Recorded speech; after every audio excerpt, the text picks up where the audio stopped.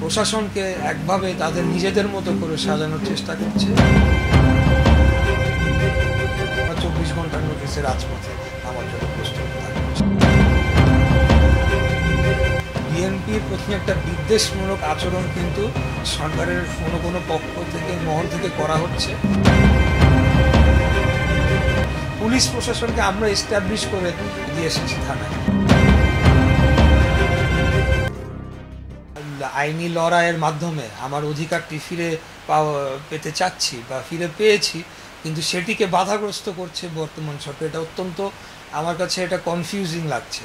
বিএনপির প্রথমে একটা বিদ্বেষমূলক আচরণ কিন্তু সরকারের কোনো পক্ষ থেকে মহল থেকে করা হচ্ছে এবং তারা প্রশাসনকে একভাবে তাদের নিজেদের মতো করে সাজানোর চেষ্টা করছে, যাতে করে তারা একটা অন্যায় সুবিধা নিতে পারে জাতীয় নির্বাচনের সময়। এবং তারা মনে করছে যে এখানে জাতীয় নির্বাচনের সময় একটা ইম্প্যাক্টফুল হবে এই পথটা, এবং বিশেষ করে ঢাকায়। এবং ঢাকা মানে আপনি জানেন রাজধানী, মানে এখানে সারা দেশে একটা ইম্প্যাক্ট করার সম্ভাবনা রয়েছে, যার কারণেই তারা চাচ্ছে না তাদের সেই কর্তৃত্বটা হারাক এবং তারা আমাকে বাধাগ্রস্ত করার চেষ্টা করছে। আমি যদি ঢাকা দক্ষিণ সিটি বা নগর ভবনে গিয়ে বসি, তাহলে তাদের কর্মকাণ্ডে বাধা হিসেবে আমি দাঁড়াবো। যদি তারা বাধা প্রদান করতে পারি আমি, সেই ধরনের কোনো কর্মকাণ্ড তারা এখন মানে চলমান থাকে, অবশ্যই তো আমি সেখানে বাধা দিব। সেখানে কোনো অনিয়ম থাকতে পারে, দুর্নীতি থাকতে পারে, বা অন্য কোনো যে কোনো প্রক্রিয়া থাকতে পারে, এবং এখানে একটা রাজনৈতিকও তাদের কোনো উদ্দেশ্য থাকতে পারে। যে এখানে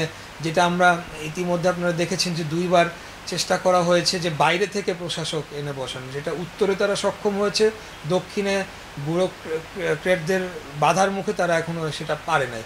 এবং প্রত্যেকটা ওয়ার্ডে তারা প্রশাসক নিয়োগ দেওয়ার চেষ্টা করেছে। এবং সেখানে আমরা জানি স্পষ্টতই যে নতুন একটি রাজনৈতিক দল এবং পুরনো একটি রাজনৈতিক দল, ধর্মভিত্তিক রাজনৈতিক দল, তারা এখানে সিলেকশন করে দিচ্ছিল যে কারা বসবে।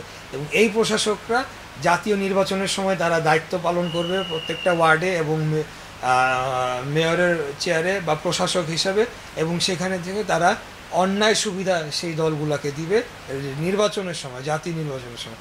সেটার বিরুদ্ধে আমি সোচ্চার ছিলাম, আমি জোরালোভাবে প্রতিবাদ করেছি, সামাজিক যোগাযোগ মাধ্যমেও আমি লিখেছি, এবং আমি ফিজিক্যালিও বলেছি যে এই ধরনের কোনো প্রক্রিয়াকে আমরা প্রতিহত করার জন্য বাংলাদেশ জাতীয়তাবাদী দল ঢাকা মহানগর দক্ষিণ শাখা এবং আমাদের যারা অন্যান্য যারা রয়েছেন আমরা প্রস্তুত রয়েছি।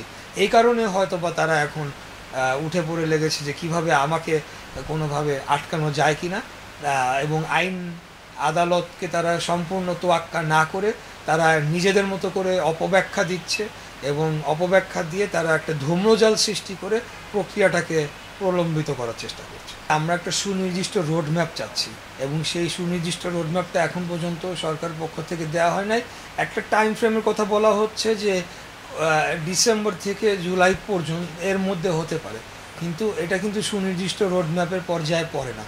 এবং আমরা নির্বাচন করার জন্য যে প্রয়োজনীয় সংস্কার, সেগুলোর ক্ষেত্রে আমরা দেখছি যে এখানে ধীর গতিতে চলছে, এবং অন্যান্য বিষয়ে এই সরকার জড়িয়ে পড়ছে, যেটা এই সরকারের ম্যান্ডেটই নাই করার মতো।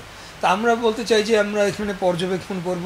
ইতিমধ্যে দলের পক্ষ থেকে বারবার তাগাদা দেওয়া হচ্ছে, এবং জনগণের সরকার প্রতিষ্ঠা করার জন্য যদি আবারও রাজপথে নামতে হয়, আমরা যে কোনো সময় 24 ঘন্টার নোটিশে আমাদের নেতার নির্দেশে রাজপথে নামার জন্য অতীতে যেভাবে প্রস্তুত ছিলাম এখনও প্রস্তুত রয়েছি। আগামীতেও আমরা 24 ঘন্টার নোটিশে রাজপথে নামার জন্য প্রস্তুত।